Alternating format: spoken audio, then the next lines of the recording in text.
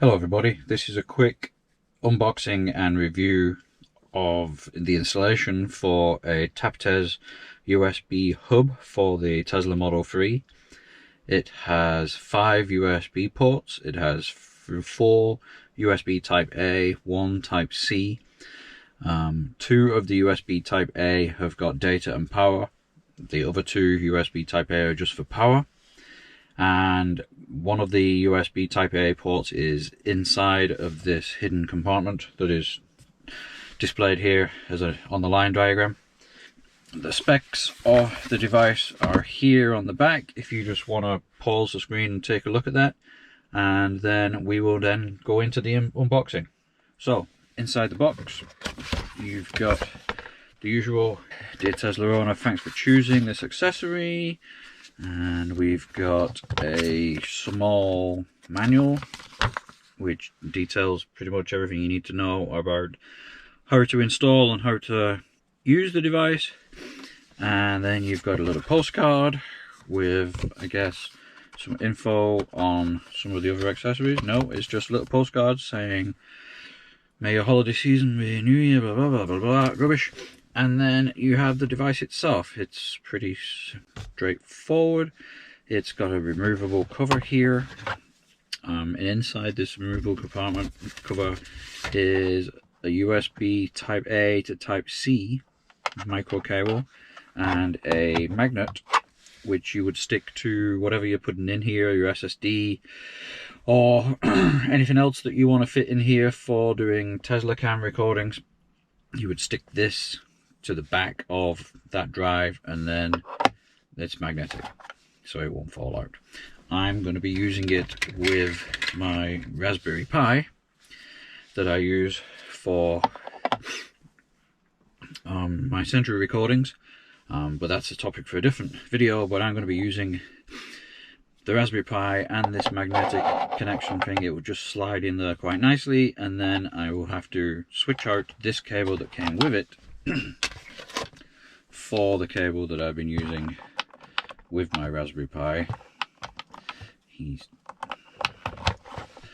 always have to put a USB A to A connection in 3 or 4 times before it works, and that should just select into here like this.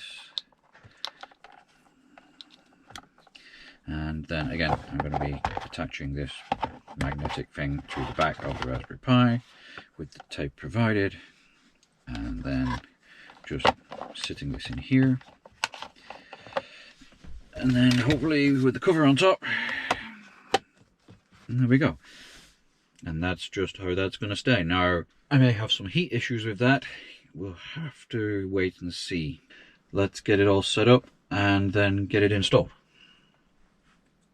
Okay, so I have my Raspberry Pi mounted. Now, I couldn't use the adhesive metal backing that they provided with the magnetic back because the Raspberry Pi that I've got, actually, the screws, you probably can't see that here, but the screws on the back of it protrude a little bit too far, so it wouldn't make a good connection with the plate and therefore the actual magnet inside of here. So I've gone with a bit of Velcro, which makes a nice secure connection and it stops it from flapping about as it's inside of here.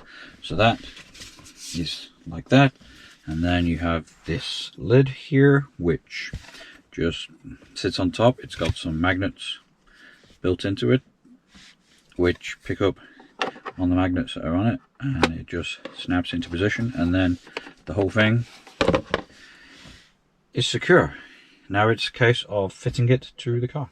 What you need to do is you need to get the unit so that it sits on this shelf here. You can see this shelf, and then you plug it into the USB. It's a tight fit. It's supposed to be a tight fit because otherwise it would fall out, and the edges of the unit are actually slightly chamfered in. If you could pick that up. So it will slide in there, but it's going to be a bit of a tight fit, and My light and my camera is going to get in the way a little bit. Let's slide it down.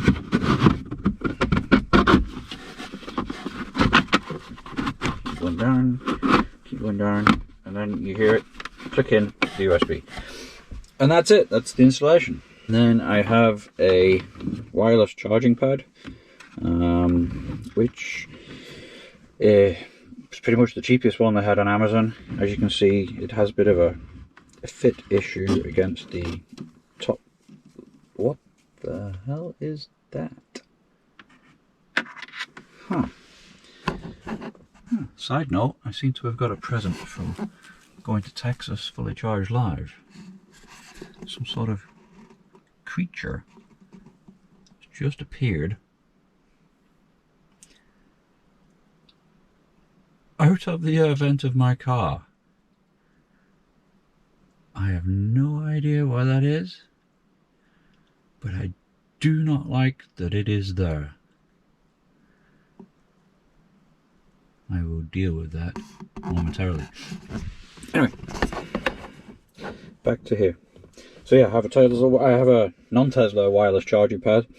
Works really well. The only issue is at the top corner is a little bit of a tight squeeze. But anyway, it works, so I'm going to keep it. So I can just plug in, goddamn USB, plug in. Oh, I don't need data or power, just need power. Plug in the power for that, and plug in, and again he has to turn it upside down 3 or 4 times. Plug in the power for that, and then we can see that the wireless pad is now working as well. And yeah, that's it. It tidies up the area a lot better than what I had before. Before I had just the Raspberry Pi just dangling down. And as you can see, I've just got that now, and I've still got a data and power connection if I want to plug it in a USB stick with some media on it. Yeah, that thing's freaking me out. I have media and video and Sentry cam recording capability with the Raspberry Pi, so I don't need an additional thing plugging in. I'm just going to open my window and hope that that thing flies away. Fly away. Fly away. And it didn't fly away, but it walked away. Now it's on the outside. Okay, happier. It can freeze to death in Chicago. So that's that. Quick unboxing, install of the TAPTES, I'm going to say that wrong, TAPTES USB hub for the Tesla Model 3. I like it a lot. It's a lot cheaper than the alternative solutions, which I think this is pretty much an exact copy of the alternative solutions, but it's a lot cheaper. So yeah, there we go. That's it. Thank you for watching.